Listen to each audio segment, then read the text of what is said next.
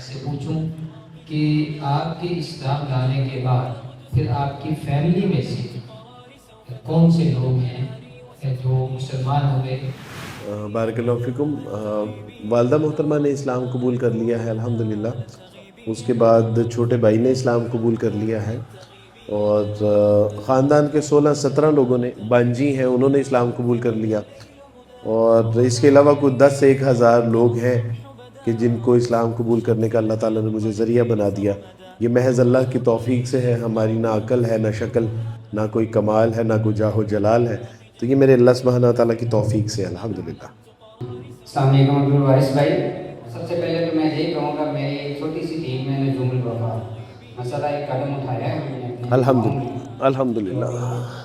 اس کو آگے بڑھانے کے لیے کوئی آپ کی رائے، تجویز، کوئی بھی آپ کو ایسی رائے دینا چاہیے اس کے قریب، تاکہ ہم دیر تک اس کو چلاتے ہیں. بارک اللہ فیکم. یہ سچی بات ہے کہ مسجدوں میں اس طرح کی سوسائٹیز کا ہونا یہ خوش آئین ہے، اور یہ مساجد محض نماز کے لیے کبھی بھی نہیں تھی. یعنی رسول اللہ صلی اللہ علیہ وسلم کی سیرت طیبہ کا جب آپ مطالعہ کرتے ہیں تو رسول اللہ صلی اللہ علیہ وسلم کی سیرت طیبہ سے جو مسجد کا ماڈل ملتا ہے وہ کمیونٹی سینٹر کا ماڈل ملتا ہے.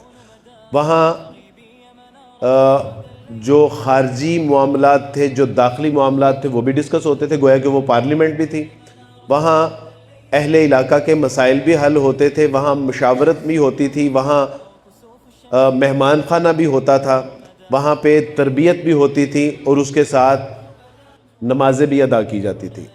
افسوس طلب بات یہ ہے کہ آج ہماری جو مساجد ہیں وہ صرف نماز کے لیے ہیں، اور اس کے بعد کسی کا بیٹھنا بھی ممنوع ہے، جبکہ ایسا نہیں ہونا چاہیے. ایک مسجد کے بارے میں نے لکھا ہوا پڑھا کہ یہ اللہ کا گھر ہے، اگر کوئی یہاں پر آرام کرنا چاہے تو اس کو مکمل اجازت ہے کہ وہ یہاں پہ آرام کر سکتا ہے. تو یہ الحمدللہ. تو یہ ان مساجد کو بزرگوں کے لیے، بچوں کے لیے، یعنی حلال تفریح کا سامان بھی یہاں پہ مہیا ہونا چاہیے. یہاں پہ جو ہے وہ کوئی کھانے پینے کی دعوت طعام بھی ہونی چاہیے. یہاں پہ اگر گراؤنڈ ساتھ منسلک ہیں تو وہاں پہ حلال کھیل کود بھی ہونی چاہیے.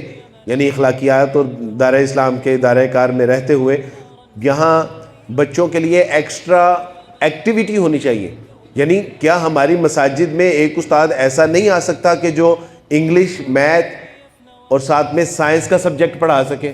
آپ پورے اہل علاقہ کی جو ہے وہ بستی میں اعلان کیجئے کہ جن بچوں نے انگلش، میتھ اور سائنس پڑھنی ہے ان کے لیے یہاں پہ ٹیوٹر کا انتظام ہے. اور جب ساری بستی کے یہاں پہ بچے یہ سبجیکٹ پڑھنے کے لیے آئیں گے تو کیا ان کی مسجد کے ساتھ ایفیلیشن نہیں ہوگی؟ آج تو ہماری مساجد میں اگر پیچھے سے بچے شور کر رہے ہوں تو نماز سلام پھیرنے کے بعد فوراً یہ سوال ہوتا ہے کہ کیدا منڈا سی. جبکہ ترکی کے ایک عالم ہیں، انہوں نے کہا ہے کہ اگر مساجد میں نمازوں کے دوران بچوں کے شور و گل کی آوازیں نہیں آ رہی تو سمجھ لو کہ اس مسجد کا مستقبل تاریک ہے. یعنی جن بچوں کو ہم مسجدوں میں سانس لینے کی بھی اجازت نہیں دے رہے، ان کو کھیلنے کی اجازت نہیں ہے، ان کو بھاگنے دوڑنے کی اجازت نہیں ہے، اس کا مطلب ہے کہ وہ مسجدوں سے خائف رہیں گے، وہ خوفزدہ رہیں گے، اور کبھی بھی وہ مسجدوں کی طرف رخ نہیں کریں گے. تو ان بچوں کو حلال تفریح دیجئے، یہاں کبھی کبھار دعوت طعام کیجئے نمازیوں کی، ان کی ذمہ داریاں لگائیے اور ان کو بتائیے کہ بھی یہ کونے کی ذمہ داری آپ کی ہے، الیکٹرانکس کی ذمہ داری آپ کی ہے، یہاں کے پودوں کی ذمہ داری آپ کی ہے. تو انشاءاللہ آپ دیکھیں گے کہ یہ مسجدیں دن بدن آباد ہوں گی، اور یہ اللہ سبحانہ تعالیٰ کے گھر مختلف کاموں کے لیے انشاءاللہ استعمال ہوں گے. اہم سوال ہے کہ آخری وہ کون سی چیز تھی، یعنی کون سا وہ آخری آیت، حدیث یا واقعہ کہ جس کے بعد آپ نے پھر یہ فیصلہ کیا کہ میں اسلام قبول کرتا ہوں؟ رسول اللہ صلی اللہ علیہ وسلم کی سیرت طیبہ نے اس قدر متاثر کیا کہ یعنی زندگی کا جو مقصد ہے وَمَا خَلَقْتُ الْجِنَّ وَالْإِنسَ إِلَّا لِيَعْبُدُونَ، تو نبی کریم صلی اللہ علیہ وسلم کی سیرت طیبہ کا مطالعہ کرنے کے بعد اس بات کا اندازہ ہو گیا تھا کہ اگر واقعتاً اللہ کے لیے جینا ہے تو رسول اللہ صلی اللہ علیہ وسلم کی سیرت طیبہ ضروری ہے. دنیا میں عزت پانی ہے تو رسول اللہ صلی اللہ علیہ وسلم کی سیرت طیبہ ضروری ہے. دنیا میں آپ مقام و مرتبے کے بعد آخرت میں فوز و فلاح چاہتے ہیں تو رسول اللہ صلی اللہ علیہ وسلم کی سیرت طیبہ لازم ہے، اور اگر رسول اللہ صلی اللہ علیہ وسلم کی سیرت طیبہ لازم ہے تو پھر لا الہ الا اللہ پڑھنا بھی لازم ہے اور محمد رسول اللہ پڑھنا بھی لازم ہے۔ نوجوانوں کے لیے بہت اہم میسج دیا ہے مجھے کہ سیرت کا مطالعہ، نبی صلی اللہ علیہ وسلم کی سیرت کا مطالعہ کریں۔ کوئی ایک آدھ کتاب اپنی زندگی میں سیرت کے حوالے سے جو مستند کتب لکھی گئی ہیں ضرور پڑھ لیں، انشاءاللہ آپ کی زندگی تبدیل ہو جائے گی انشاءاللہ۔ اور یہ بھی انہوں نے ایک بہت ہی ہمیں اچھی نصیحت فرمائی ہے، ایک اچھے قدم کی طرف ہمارے رہنمائی کی ہے۔ جتنے بھی بزرگ نوجوان ہیں میں گزارش کرتا ہوں بچوں کو مسجد میں لے کے آیا کریں، بھاگنے دیا کریں، شور کرنے دیا کریں، تو اگر آگے سے گزرتے ہیں تو گزرنے دیا کریں، آپ اپنی نماز پڑھیں انشاءاللہ۔ بس وہ ایک بار کا واقعہ ہے کہ مسجد میں ایک بچے نے شور کیا وہ نماز کے دوران، اور اس کے بعد ایک صاحب تھے انہوں نے پلٹے اور خوب ڈانٹ پلائی۔ تو میں نے ان سے کہا کہ یہ گھر کس کا ہے؟ تو انہوں نے کہا کہ اللہ کا۔ تو میں نے کہا کہ جو کسی کے گھر آتا ہے وہ کون ہوتا ہے؟ اس کا مہمان۔ تو میں نے کہا اس حساب سے یہ بچہ کون ہوگا؟ کہ اللہ کا مہمان۔ تو میں نے کہا کہ اللہ کے مہمان کو آپ ڈانٹ رہے ہیں، اب آگے والا حساب آپ خود ہی کر لیجیے۔ تو اس لیے یہ اللہ کے مہمان ہوتے ہیں، جب یہ آ گئے تو پھر آپ کا ذمہ ختم ہے۔